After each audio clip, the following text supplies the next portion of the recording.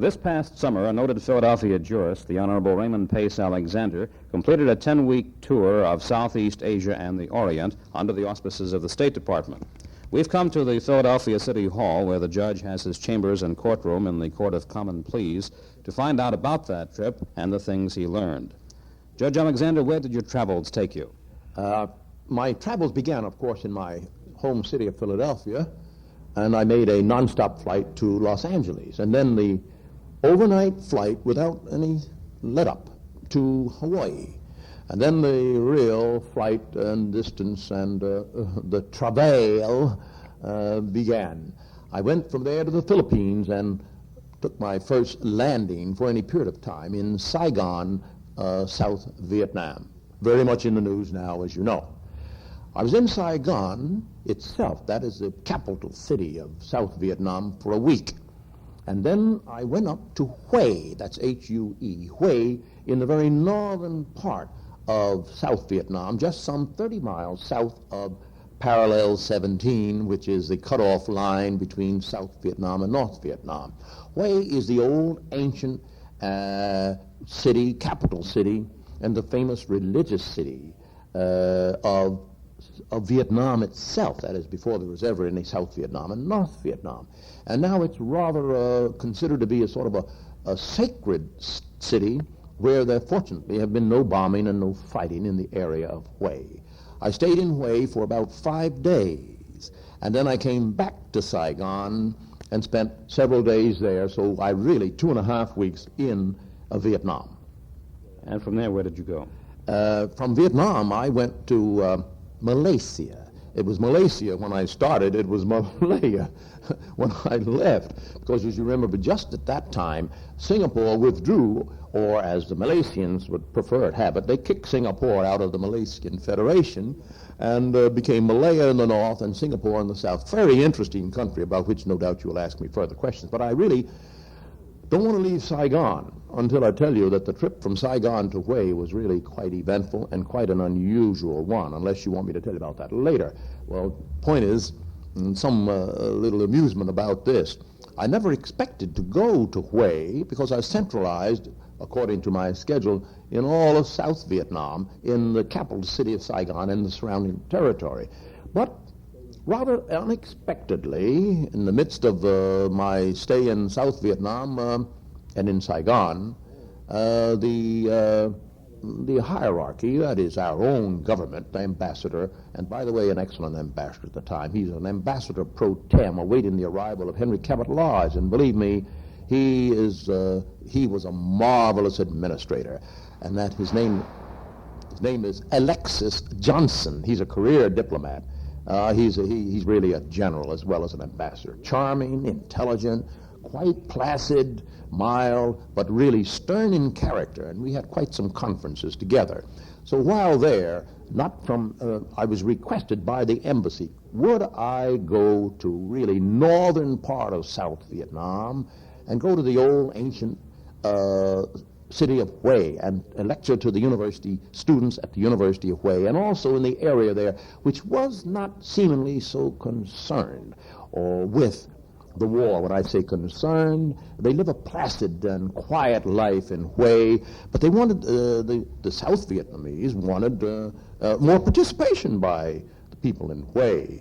Hue, you see, is, as I said, sort of an ancestral city, and a city of the Buddhists. And they, as a matter of fact, in Hue, that's where the fight took place, and the students' rebellion that finally ended the regime of Jim. That's D-H-I-M, pronounced Jim, Premier Jim. But anyway, the flight from Saigon to Hue was quite something. I thought I was taken on one of the Vietnamese airlines, or perhaps they'd send a charter plane for me. I was sort of a small VIP. But they told me, no, we'll pick you up in our Jeep tomorrow morning about 3 o'clock. That's a very nice hour, of course. 3 o'clock, we have to go up in darkness because we try to avoid any tracer or shots or anything from our from the Vietnamese, the communists, the Viet Cong. I said, well, that's interesting to start with. Well, when I got to the airport, it was pitch dark, about 3:30. They picked me up on the dot of 3 o'clock in a little Jeep and a bag that could hardly make the Jeep. Bagged myself and 2 officers, one colonel and the other lieutenant colonel. Got to the airport, I had to go around the whole airport with a flashlight, pitch dark, because they couldn't have any lights at the airport. They got to a little plane that you could put really more, we'd have space left in this room. A little four-seater, 2 seats for the pilot and co-pilot, 2 seats for the passenger, and seat belts. And in addition, parachutes. I said, well, what's this? So the pilot says, well, now, don't you jump. You put this parachute, but don't you jump till I tell you. I said, is that so? Well, if you tell me to jump, you won't find me jumping. I'm going down with the plane. The plane was a little fella, a little two-motor job, and we went from there to Da Nang. And Da Nang is where all the fighting is taking place now and has been. It's a great airport and a great battleground. Well, I won't go into too much detail. And from Da Nang to Hue. Now, Da Nang was 350 miles from Saigon, and Hue was 150 miles. That's 500 miles up.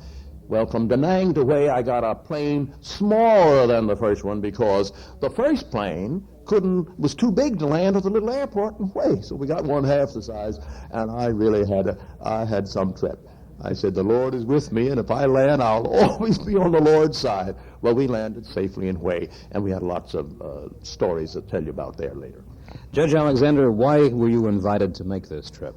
Well, to use the words of the State Department, or United States Department of State, and these are the words. Sometime in May or June, the department called me and said, Judge Alexander, we'd like you to go to the non-white areas of the world. I said, that's a big job.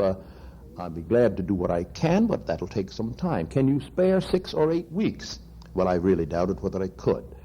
And it might be a little bit longer, but 8 weeks is what we want. Well, I took care of this, talked to my president judge and the administrative judge, both wonderful fellows, gentlemen, really learned judges of senior rank.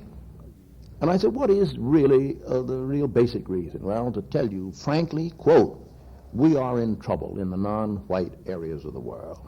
They don't understand the race problem in America. They don't understand what we're doing to eliminate race hate and eliminate problems between white and colored, we called white and Negroes in America. And further, they don't know how the progress is being made, how much progress is being made. And since you have been a part of this fight for equal rights for more than 30 years, we want you to go there and tell them America is not ignoring their darker races. On the contrary, America has a revolution of its own. Now, there is a civil rights revolution, which they don't know about. They don't understand. They think it's white against Negro. They think that nothing has ever been done. They think that we're holding you back. They think that we're resisting all of the movements for equal rights and for progress of Negroes, whereas, as a matter of fact, you know better, Mina and I do know better. Won't you explain that the government is behind this? And in other words, Judge Alexander, explain the progress of race relations, the development of a better rapport between the races, and please tell them the American government is behind every one of your steps, and let them know that racism, as far as the American government, as far as the overwhelming number of American people, is rapidly being put out and rapidly dying out. That's the purpose. And I said, if that's the case, that's what you want, I'll undertake any sacrifice, any hardship, whatever it may be, and I'll go as long as I can. Judge, how did you go about doing this? Was it through mostly individual discussions? Was it through your lecturing, or how? Well, they had a pretty well-prepared program. Frankly, the major impact in my effort was before large gatherings, and I preferred it that way because obviously it'd be very difficult meeting only small groups or talking to the people here and there. And by the way, I was alone on this. It wasn't a case in which I was one, say, of a party of 10, or a company or a group or a committee. I was alone. Although I had all kinds of protection, I was never without the assistance of a very high Army officer for my protection, and also as a guide. So in Vietnam, in Saigon, and I want to give compliments to this very brilliant young woman, Catherine, K-A-Y, pronounced Catherine Key, however, pronounced Key. Catherine Key is in charge of what is known as the Vietnamese American Association. That's a voluntary association of Americans and Vietnamese in Saigon, but it's supported by the United States government. It is subsidized by both our governments, but I dare say 9/10 of the money for the support of this great organization comes from the United States government. She is the executive director, and there's a staff of 20 people under her, and they have a magnificent building. Apparently, it was one of the old French monasteries or French academy. 3 stories in height, 20 rooms, like classrooms, a huge library, an upper floor where there's dancing and where receptions may be held, and so forth and so on. So Miss Key had arranged meetings. That she was a very alert and very efficient person. She worked me almost down to a frazzle, because when I got there, she said, "Oh, I'm so glad you're here. Now, here's what we've arranged." Mind you, after nearly 40 hours of flying from Philadelphia, with no let-up, only a few hours sleep, Philadelphia to Vietnam, some 14,000 miles. When I land, I am almost exhausted because the flight without any rest. And she was charming at the airport, glad to see me, and she was all bouncy. She's a little tiny soul, only about 5 feet 2 inches tall, and she's about 28 years of age, full of vigor, charming, beautiful, graduate of the University of Chicago in the college, and MA at Columbia, and she's been in this field for about 5 years, but she's full of bounce. "Well, now here's what we've got for tonight." I said, "For tonight, all I want tonight is a bed." And she laughed. She said, "Really, I was joking. But here's what we got for tomorrow." I said, "Really, you mean tomorrow?" "Oh, yes, Judge Alexander, we've got a complete program." Well, believe me, the word complete is an understatement. They had an enormous program. So the very next, I landed on Monday. They had a conference the next afternoon with the government officials. That's the embassy, the consular staff, the CAO, and the PAO. That's cultural affairs, political affairs office, and so forth, so on. That was 3 hours, and that put me back in bed almost. But she said, "Oh, no, you got a dinner tonight." And a dinner, I said, "Well, fine, 2 or 3 people." "No, 200 people." "Well, this is fine." So at the Vietnamese American Association that night, there were 200 people present, and they are alert, young, aggressive, and inquisitive people. The Vietnamese, young men and young women. The age group's about 18 to 30. As a matter of fact, it's very difficult to tell the age if I won't go into this, but charming and beautiful girls, and you speak to them and you say, "Well, it's nice to see you, Miss So-and-so." "Oh, Mrs. Is that so?" "Yes." "Married?" "Yes." "Oh, that's very nice. Recently?" "Well, married 8 years ago." "Really? You look like you're only 18. "No, I'm 30. "And children?" "Yes, 11. Well, that's characteristic. 8, 9, 10 children is the average Vietnamese family. And these are things that really could develop into a very interesting conversation. But I'll put it now, as soon as they're of work age, they go out to work, and the father and mother, they rest, because father and mother, why, they got 8 children bringing in salaries. Why, certainly they worship their ancestors, and they worship their parents, and they come in and hand their envelopes over to them and so forth. So the parents don't have to work after they're about 35 years of age. Now, this audience of some 200 people. The first night, of course, I spoke only in English. I am alert in French, and most of them are French-speaking and French understanding. But that night, after the lecture, all the people would come up, that is, a large number of them, of course, not all, but a large number, and ask questions along the race relations. First night was a discussion on American race relations, vis-a-vis American Negro, white, and also the yellow races, that is, the Japanese, Chinese, and also Puerto Ricans and Filipinos. They're much interested in it, and they're very knowledgeable.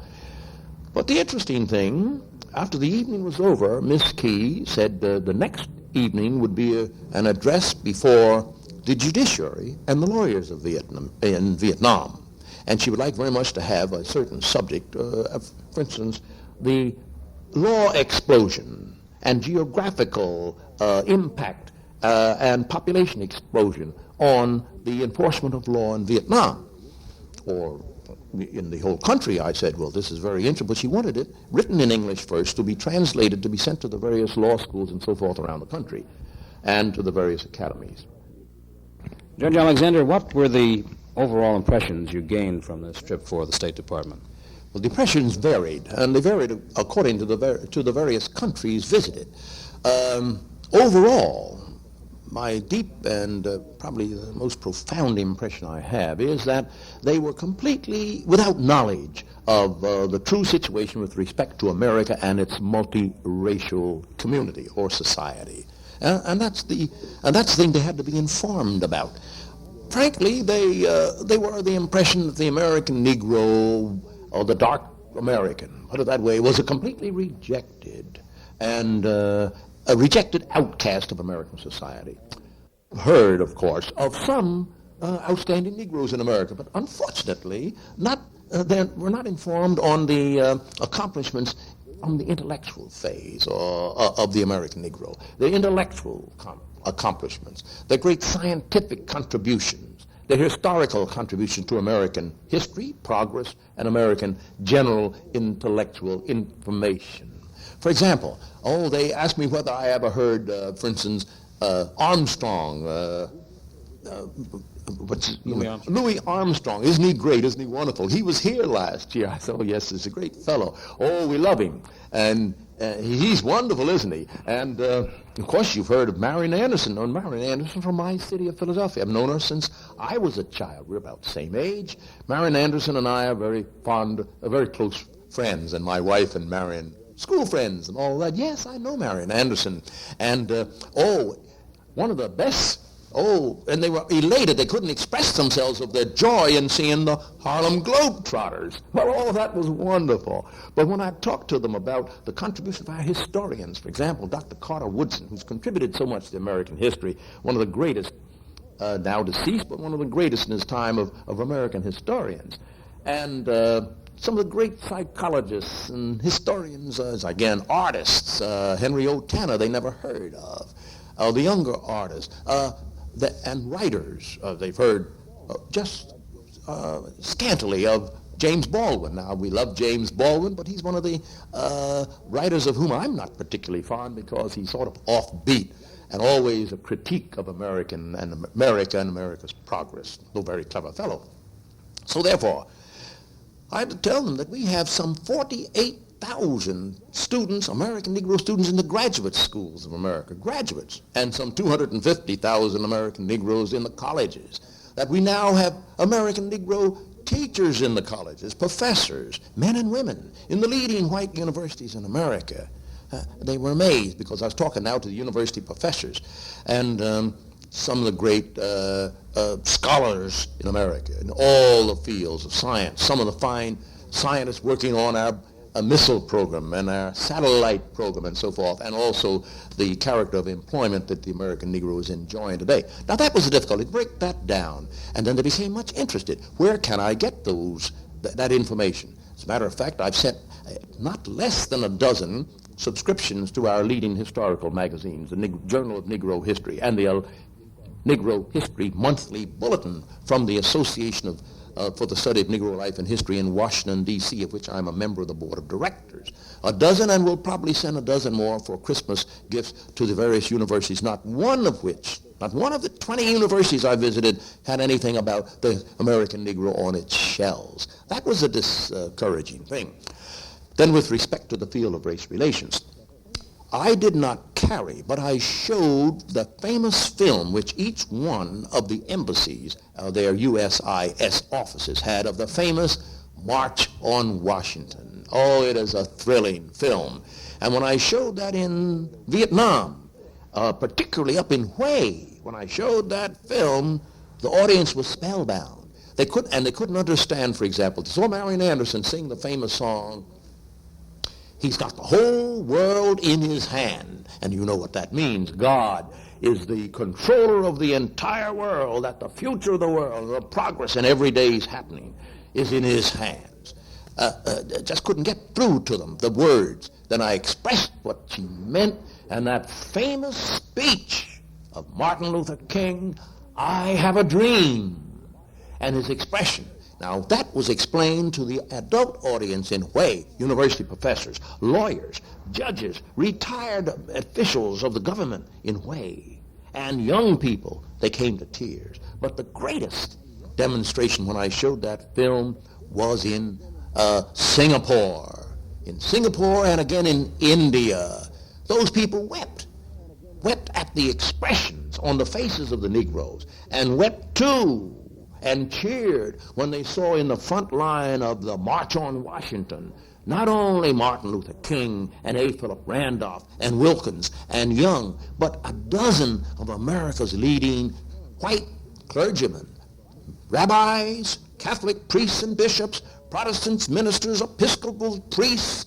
Oh, I'm telling you, that was one of the most thrilling lectures. And let me tell you, I lectured everywhere. Not that I wanted to, but when I got into this, after they sort of wore me out in Vietnam, but I loved it because I got in the pace of it in Vietnam. Universities all over in South Vietnam and in up to the northern part of South Vietnam. When I got into the pace of it, I said, I'm in this thing for, as they say, what is it? For all the way. But there's another gambler's expression or a prize fighter's expression.